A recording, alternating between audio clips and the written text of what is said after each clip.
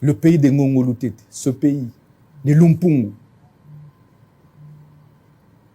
que tous ces ancêtres qui me suivent puissent venir et entrer dans cette bataille. Très bien. Et cette vente, à la différence de ces aventuriers, certains aventuriers intellectuels, qui passent à la télé pour raconter des inepties, en disant non, nous sommes dans la vente immobilière. Doit-on commencer à prendre les béabas du droit ici, puisque corrompu par le Rwanda? La vente publique des maisons qui vont s'opérer concerne les maisons de l'État. Donc ces maisons-là n'appartiennent plus à Nanga. C'est maintenant des maisons de l'État, du fait des décisions de justice qui ont condamné M. Nanga à la peine de confiscation. C'est différent de la saisie immobilière qui résulte d'une créance. Ici, il n'y a pas de créance. Est-ce qu'on doit apprendre ça à ces avocats qui passent pour raconter leurs bêtises? Pour décourager les efforts des guerres que nous sommes en train de mener contre cette agression rwandaise. Manipuler l'opinion. Ici, il ne s'agit pas du droit au WADA. C'est un notaire qui va tout simplement organiser la vente, tout comme nous pouvons décider que, ok, on transforme tout simplement, on fasse la mutation des documents, de nom des Nanga et de ses affidés, au nom de l'État congolais. Mais nous, nous disons qu'il faut appuyer l'effort de l'ordre. Nous allons vendre cela. Donc, on ne vend pas le bien des Nanga. Parce que ce bien lui a été confisqué par l'État. Et donc, ne lui appartient plus. Et la vente va être opérée le 30. Mais c'est pourquoi moi... Et à ma action, tu vis la chaîne sociopolitique et culturelle.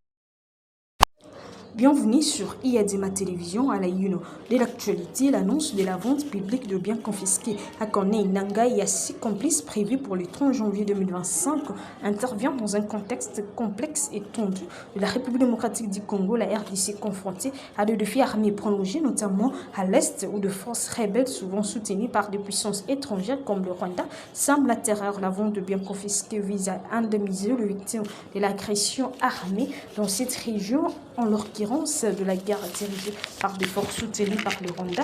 Les communiqués officiels signés par le ministre d'État en charge de la justice, Constant Mutamba, positionnent cette initiative dans le cadre de la lutte contre l'impunité et de la recherche de la justice pour les victimes. Corneille Nangaa, ancien président de la Commission électorale nationale indépendante, CENI en RDC, est une figure importante dans l'histoire politique récente de la RDC. En tant que président de la CENI, Nangaa a été responsable de l'organisation et de la gestion des élections nationales en République démocratique du Congo. Ce poste lui a conféré une grande visibilité et une influence significative dans le processus démocratique du pays. Cependant, son parcours politique a été marqué par des controverses et des accusations de partialité, des manipulations des résultats électoraux. L'un des événements le plus marquant fut l'organisation des élections générales de 2018 lors que la CENI, sous la présidence, a été accusée de fraude et de violation de principes démocratiques. Ces élections ont été un tournant dans l'histoire du pays. L'implication des Nanga a été structurée de près par la société civile, le parti politique et la communauté internationale. Après avoir quitté la présidence de la CENI, Nanga subit un changement radical et trajectoire. Ce qui semblait être une carrière dans politique classique a pris une tournure plus complexe lorsque les accusations graves de trahison, des crimes de guerre et de participation à un mouvement insurrectionnel ont été portés contre lui. Selon certaines informations, Nanga aurait été impliqué dans des activités rebelles, particulièrement en lien avec des forces armées soutenues par des puissances étrangères, dont le Rwanda, dans le cadre des affrontements à l'est de la RDC. Ces accusations ont pris de l'ampleur, notamment après des enquêtes sur les liens présumés entre certaines figures politiques congolaises et des groupes armés. Corneille Nangaa ainsi que d'autres individus associés à lui a été accusé de crimes de guerre, de trahison, de participation à un mouvement insurrectionnel. Ces accusations sont liées aux événements violents survenus à l'est de la RDC où des groupes armés souvent soutenus par le Rwanda ont exacerbé la guerre de tension régionale. La trahison concernant probablement les actions perçues comme une collaboration avec des forces étrangères, ce qui aurait alimenté les insurgés et aggravé la situation du pays. Nangaa a été jugé, condamné à mort pour ses actes, ce qui montre la gravité des accusations à son encontre. Il est important de noter que ces accusations sont dans le cadre d'un contexte où les relations entre la RDC et les Rwanda sont marquées par des tensions historiques, notamment concernant la guerre du Kivu et les opérations de Forces démocratiques de libération du Rwanda, FDLR, ainsi que l'implication présumée du Rwanda dans les guerres à l'est du pays. L'une des mesures prises pour tenter de rendre justice aux victimes de crimes commis à l'est de la RDC est la vente de biens de Corneille Nangaa et ses complexes. Ces décisions suivaient une réponse symbolique et pratique face à l'ampleur des souffrances endurées par des civils dans les zones de conflit. La vente de biens confisqués est censée financer la compensation pour les victimes de l'agression armée, principalement celles affectées par les violences des groupes soutenus par le Rwanda. Cette action s'inscrit dans un cadre juridique ou large visant à lutter contre l'impunité et à promouvoir également la justice en RDC. Le gouvernement congolais, à travers cette vente, cherche à rétablir la confiance avec la population et à répondre aux attentes des victimes de conflits. Cette initiative pourrait également avoir des implications sur la perception de la justice congolaise, notamment si elle est perçue comme une véritable action de justice et non comme un simple mesure symbolique.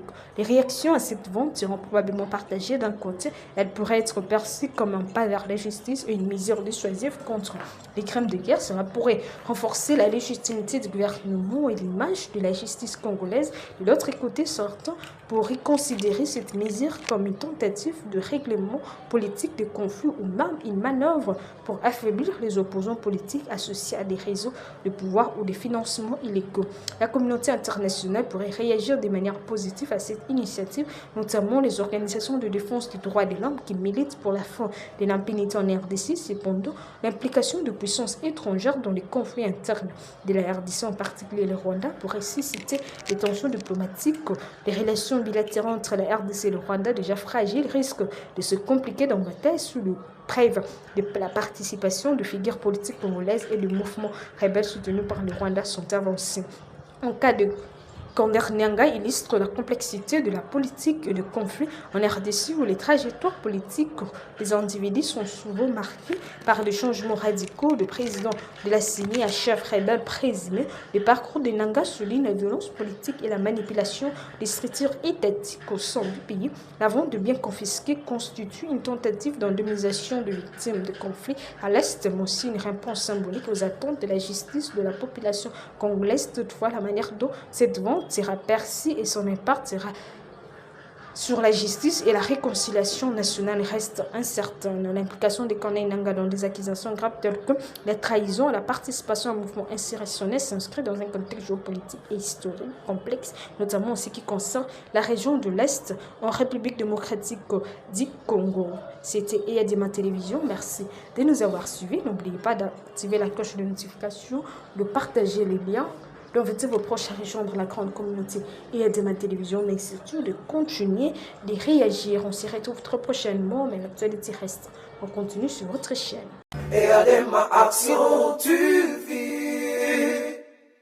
La chaîne sociopolitique